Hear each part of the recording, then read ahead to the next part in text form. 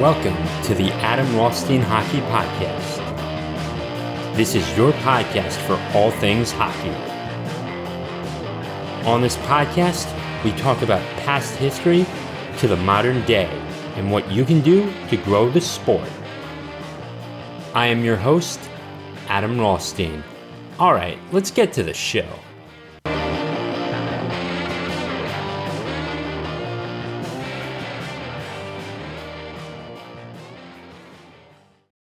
Welcome in to episode 26. So today I am talking about John Tavares and Roberto Luongo. So these two guys were household names in hockey fans' households, at least. But they weren't the most famous guys, or Luongo was not the most famous when he was playing, and Tavares is still not the most well-known right now. But they did have significant milestones. Let's begin with Roberto Luongo. He came really close to 500 wins, and I think had a few more games gone his way, he would have had it. But you can't be perfect. Getting into the Hall of Fame on that statistic alone, on 489 wins, is incredible. And very few goalies do that. And to play over 1,000 games is just insane. John Tavares got his 400th goal, and he's currently at 913 points. He's got 513 assists. And for a total of 913 points, 405 plus 513, 913. He's going to get 1,000 points next year. He looks like he's on track to do that. And I think he's going to have about maybe 1,400 points. He's in year 14. Let me just double check that. Yeah, he's played for 14 years. And I think, right now he is, how old is this guy? John Tavares is only 32. Yeah, he started at 19. Yeah, so he could still be playing in another 7 or 8 years. And that's just insane to me. I mean, and even if he only scored like 20 goals, that's 140 more goals per season. 20 more goals per season. Yeah, that's 140 more goals. You do the math on that, and that's 540 goals. That's more than most will ever get as well. John Tavares has Hall of Fame numbers. He was an all-star at one point, but he never had a 50-goal season. I don't want to see another Marcel Dion. I just don't. Roberto Luongo played in a Stanley Cup final with the Vancouver Canucks in 2011. And there were a lot of people in Vancouver that thought he was going to hoist the Stanley Cup along with the Sedin brothers and Raffi Torres, if you remember him. The Islanders back in the early 2010s just could not get in, and they had their struggles. And now he's playing for Toronto, which, I like to make fun of Toronto a lot on this podcast. And it seems like I think he could definitely win a Stanley Cup, just not with the Maple Leafs. He can move to Edmonton. He could go back to New York and play for the Islanders, or you could join up in DC and help Ovechkin get another one. I would appreciate that,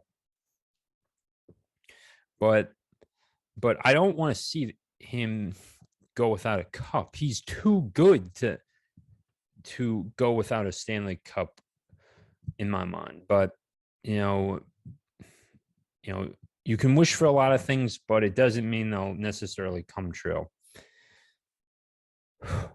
All right, I'm gonna go back to Roberto Luongo. Okay, so he was in the Hall of Fame. I'm gonna look this up of if it was on the Tuesday, on the Monday, or the Wednesday as well. Yeah, this was about a few days ago when he got in. From the time of this recording, yeah, that you should be hearing this. Yeah, a few days ago. I think that's very important that we see him as a Hall of Famer, and not everyone's going to hoist the Stanley Cup. I mean, most players, because they are reserve or they play on crap teams, they're not even going to play in a Stanley Cup final. And yeah, most players probably won't. And with the expansion to 32 teams, that's going to just be more likely. And proportionally, you're going to see less of, less players on a proportional basis play in a Stanley Cup final. Now, who do I think, had the Vancouver Canucks gotten that Stanley Cup final, I think, Boston would have gone without one for, would have just, we'd be talking about them going 50 years without a Stanley Cup because they didn't win against the Blues or the Blackhawks when they faced those two teams. And Tim Thomas wouldn't have gotten the Conn Smythe. Now, maybe Luongo would have gotten it. Who knows? The significance of Roberto is that he was, he's got, a high save percentage of 0.919. I mean, for his career. I mean, I'm going to look up Patrick Waz, save percentage right now because I'm just curious. All right. His save percentage was 0.910. So Luongo actually finished with a little higher of a percentage point, or like a 0.009 percentage point, but that is he really did have something special. Now, the odd thing is that both of these players started their careers with the New York Islanders, and obviously they didn't cross paths, and they probably wouldn't have, they just never crossed paths. And these are two, and John Tavares will probably get into the Hall of Fame when he's done with his career. He really will get in there. I genuinely believe it. Whether he plays in a Stanley Cup final or not, I do believe he'll get in because he'll have over 500 goals and over 1,000 points. And if Lanny McDonald can get in with those stats, I think we should let in Tavares. So not much there. I mean, he's put up great goals against averages, and in one season he went 2.11, which is insane. And actually that was the same year he played in a Stanley Cup final. Okay, and then we go all the way there. And that's the only Stanley Cup final he played in. Now, I'm not too far away from Sunrise, Florida, and he was a big impact with the Panthers for a little while, but he just could not muster this up. The Panthers, when you get to your age late 30s, you see the struggles of what he had, and I mean, he was still putting up good numbers. But you know, you can't just do this all the time. I mean, you can't always get 2,300 saves a season. I mean, he actually only played in 72 of those games to get that much of over 2,300. And then the following season, he played in 75 games in the 05-06 and got 20, just a little less too. So to maintain that all the way through is just insane. Now, over his career, he's gotten 28,000 saves, and I don't typically take a look at the total saves too, because it's also like, how can you're not necessarily going to break a record. You can't. That's not something you're really in control of most of the time, because you want the opposing team to take less shots. So if you break the record on that, I do think that's fair enough to put you in the Hall of Fame, regardless of your goals against average. So there's that. But yeah, Roberto Luongo really was special forever, and was probably an excellent starter, and became one of the most household names at the time, one of the most recognizable names, because he got his team to the Stanley Cup Finals, and he just steamrolled everyone out in the Western Conference and got them to a Game 7, but just could not do it from Tim Thomas. But Tim Thomas was a little better of a goalie, and that made the difference in 2011. John Tavares still has a little while to go. I think he's going to play he's got to be playing at least another 5 years in my mind. And if he averaged 30 goals, that's another 150 goals. You're at 550, and you're over 1,000 points easy, and you're in the Hall of Fame. I do think Tavares is going to do whatever it takes to get a Stanley Cup final ring, whether that's with the Maple Leafs or someone else, the Oilers, the Capitals, the Panthers, even. We would appreciate you down in Sunrise, Mr. Tavares. So just if you're hearing this in any way, please come down to Sunrise and help the Panthers get their first cup.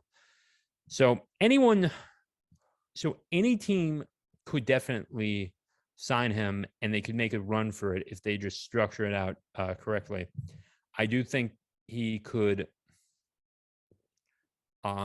If I'm John Tavares and I want to win a Stanley Cup, I think I should be taking a look at going back to New York. Well, even though most of the players he played with are not there anymore, that's one thing. He could go to Edmonton and be on the same line with Connor McDavid, and he could dominate there. And if anything, McDavid would bring up his stats along the way. There's that. The Kings could certainly have him. Jonathan Quick, he could definitely, blend well with Anze Kopitar and the Kings. Capitals, putting him, would Oshie want to take a back seat to Tavares? I think I would, like, if I'm the GM or I'm the head coach, I would consider putting him back, and because I think he's I would still put. I mean, it's a tough call too. I would at least have a great person to put on the second line, and I mean, having a center on your second line that can do what he does is just incredible. And I would not want to pass him up if I could have Oshie, Backstrom, and Ovechkin as well on the first line. So he could. So if he goes to the right team and he plays well, and he does what he's supposed to, he could certainly win it. Now, more on Tavares. He has 18 points, and his team has only played 17 games, so he's on pace to have a good season too. So don't discount him yet. Even at age 32, I think he's gonna. I don't know if he's gonna get 50 goals. It looks like he's on pace for that, and if he does, I think that's just all the more reason, why I think he could find a team to play for that would just be good for him, and he just dominates and he wins the Stanley Cup final. All right. So that was my thoughts on Roberto Luongo and John Tavares. Please let me know what you think. And I'll try and get out the articles later this weekend. No bonus show because I've got to narrate some things. So, but if you would like to sign up for my Substack and get access to the bonus episodes that I've already done, please do so. That is $5 a month on Substack. And if you want to subscribe to me on YouTube, that is also appreciated. Also, please be sure to rate this podcast 5 stars and share it with your friends. Thank you very much, and I'll see you all in the next episode.